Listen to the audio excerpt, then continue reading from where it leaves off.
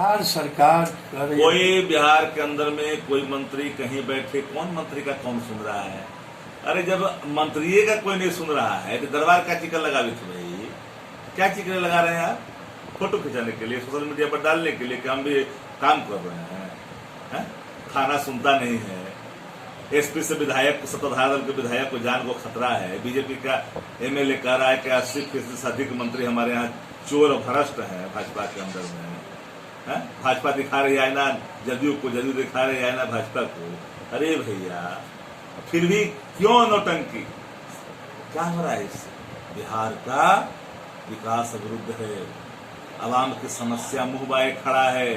थाना से लेकर के सचिवालय तक, मुख्यालय तक, सीओ से लेकर के बीडीओ तक बिन मामूल के काम न होते। ये कौन सी सरकार है? ये भ्रष्टाचारियों की सरकार है। ये मामूल का दर्शन करवाने वाली की सरकार है। आवाम पिस रही है। ये तो ई करे दरबार लगावे, चाहे वो लगावे दरबार।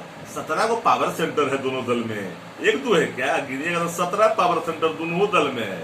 ये दोनों में इतनी अंतर्द्वंदता है कि अपने ही कारणों से ये बिल्कुल दलदल में फंस जाएगी, डूब जाएगी। तो दोनों में मैंने की खटपट शुरू हो चुकी है। कम है, कुछ बचा हुआ है जो मस्जिद। अरे जो डूबे हुए को, है ना, गिरे हुए को क्या गिराना है? बहुत बहुत धन्यवाद।